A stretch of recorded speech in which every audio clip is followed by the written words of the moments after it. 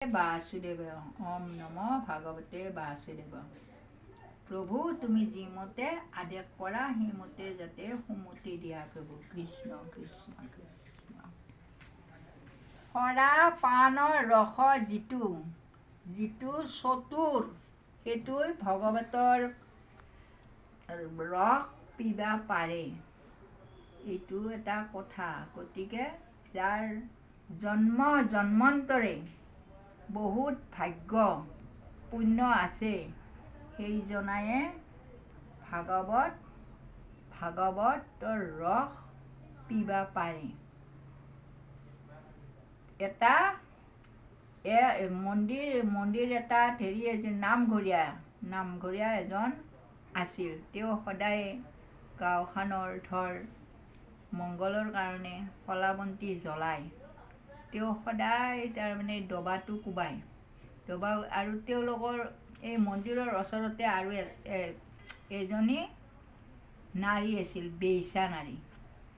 এতিয়া মন্দিৰৰ যেতিয়া ডবাটো কোবাব তেতিয়া সেই বেশ্যাজনীয়ে ভাবে, হে প্ৰভু মোকনো কিহত মোক সুমতি দিয়া প্ৰভু ভালৰ কাৰণে।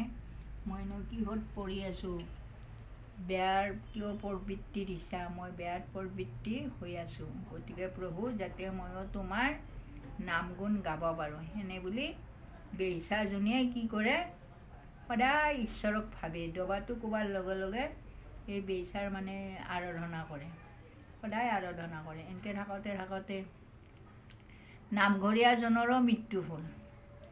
নামঘৰীয়াজনক কি কৰিলে জানেনে আইসকল?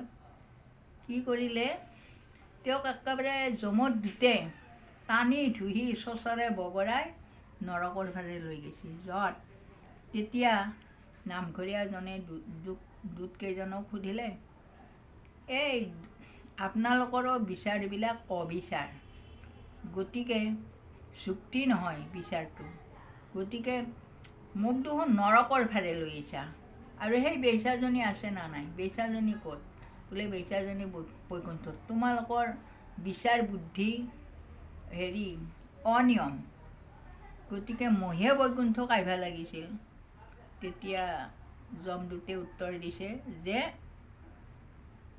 তুমি সদায় নামৰ ডবা কোবা আৰু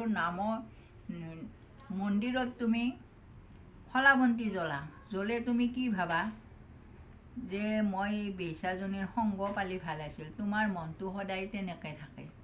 আৰু বেশ্যাজনীয়ে যেতিয়া ডবাত কোব মাৰিব তেওঁ সেৱা সন্মান কৰে প্ৰভু ভগৱন্তক, হে প্ৰভু মোকনো কি প্ৰবৃত্তি দিলি, গতিকে মই যাতে আগৰ জনমত আৰু মই যাতে আৰু তোমাৰ সেৱা কৰিব পাওঁ প্ৰভু, এনে বুলি সেৱা কৰি থাকে। সেইটো কাৰণে তুমি নৰকক আহিলা, তুমি এক মনে ভগৱানক সেৱা কৰা নাই।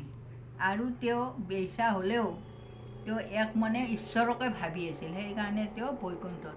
গতিকে আমাৰো এনেকুৱা কথা, এনাই আমি আহি আছোঁ বা ভাগৱত কথা শুনিব লাগে। ভাগৱত কথা শুনি যদি অন্য মনস্থ কৰি থকা যায়, আমাৰো সেই নামঘৰীয়াৰ নিচিনা বিলাই হ'ব।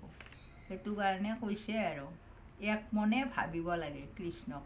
কৃষ্ণ কৃষ্ণ কৃষ্ণ।